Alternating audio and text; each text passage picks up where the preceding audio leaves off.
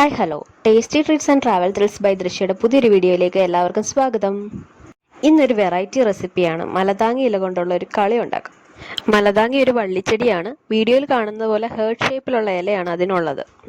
വളരെ ഹെൽത്തി ആയിട്ടുള്ള ഒരു റെസിപ്പിയാണിത്. പ്രസവ ശുശ്രൂഷയ്ക്കും നടുവേദനയ്ക്കും മറ്റും ഇത് ഉപയോഗിക്കാറുണ്ട്. ആദ്യം ആ ഇലകളെല്ലാം വൃത്തിയാക്കി കഴുകി നല്ലതുപോലെ പേസ്റ്റാക്കി അരച്ചെടുത്ത് വെച്ചിട്ടുണ്ട്.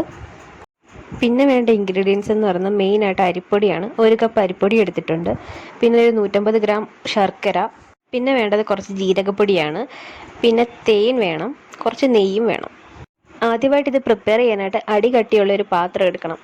അതിലേക്ക് നമ്മുടെ അരിപ്പൊടിയും മറ്റ് ചേരുവകളും മിക്സ് ചെയ്തെടുക്കുകയാണ്.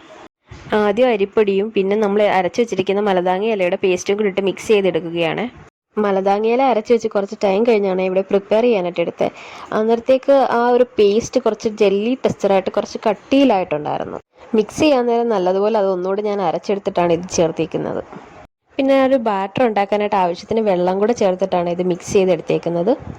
നല്ലതുപോലെ ഇളക്കി അരിപ്പൊടിയുടെയും നമ്മൾ അരച്ചു വെച്ചിരിക്കുന്ന ഇലയുടെ പേസ്റ്റിൻ്റെയും കട്ടകളൊക്കെ മാറ്റണം. ആവശ്യത്തിന് വെള്ളം ഒഴിച്ച് നല്ലൊരു ലൂസ് ടെക്സ്ചറിലാണ് ബാറ്റർ ഉണ്ടാക്കിയെടുക്കേണ്ടത്. പ്രസവാനന്തര ശുശ്രൂഷയ്ക്കാണ് ഇത് കൂടുതലായിട്ട് ഉപയോഗിക്കുന്നത്. ഇലകളൊക്കെ നമ്മുടെ ഡയറ്റിൽ ഉൾപ്പെടുത്തുന്നത് വളരെ നല്ലതായതുകൊണ്ടും കുട്ടികൾക്കായാലും മുതിർന്നവർക്കായാലും നമ്മുടെ ഡയറ്റിൽ ഇതൊക്കെ ഉൾപ്പെടുത്തി കഴിക്കുന്നത് വളരെ പ്രയോജനപ്പെടും. സ്കൂൾ വിട്ട് വരുന്ന കുട്ടികൾക്കൊക്കെ ഉണ്ടാക്കി കൊടുക്കാൻ പറ്റുന്ന ഒരു ഹെൽത്തി റെസിപ്പിയാണിത്. വറുത്തതും പൊരിച്ചതുമായുള്ള സാധനങ്ങൾ അവോയ്ഡ് ചെയ്ത് ഇടയ്ക്ക് നമുക്ക് ഇതും ഉണ്ടാക്കി കൊടുക്കാം. ഇനി നമ്മൾ ഇതിലേക്ക് ശർക്കരയാണ് ആഡ് ചെയ്യുന്നത്. ഒരു 150 ഗ്രാം ശർക്കര അരിഞ്ഞു വെച്ചിട്ടുണ്ട്, അത് ഇതിലേക്ക് ആഡ് ചെയ്യുകയാണ്. പിന്നെ കുറച്ച് ജീരകം പൊടിച്ച് വെച്ചിട്ടുണ്ട്, അതും ഇതിൻ്റെ കൂടെ ആഡ് ചെയ്ത് നല്ലതുപോലെ ഇളക്കി യോജിപ്പിച്ചിട്ടുണ്ട്.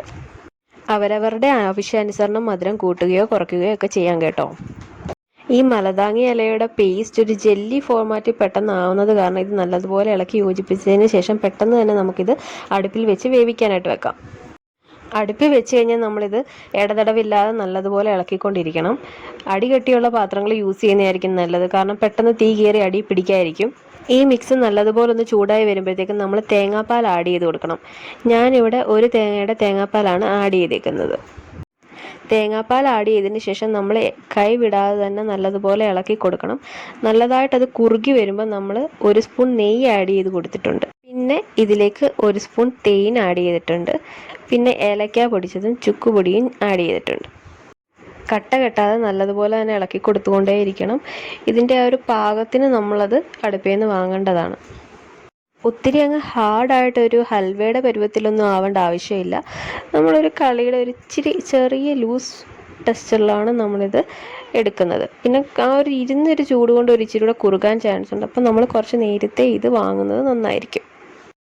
വെള്ളമൊക്കെ പറ്റി നല്ലതുപോലെ കുമിളയൊക്കെ വരാൻ തുടങ്ങിയിട്ടുണ്ട്. ഈ ഒരു പരുവം ആകുമ്പോഴാണ് നമ്മൾ ഏലക്കാപ്പൊടി ചേർത്ത് കൊടുക്കുന്നത്.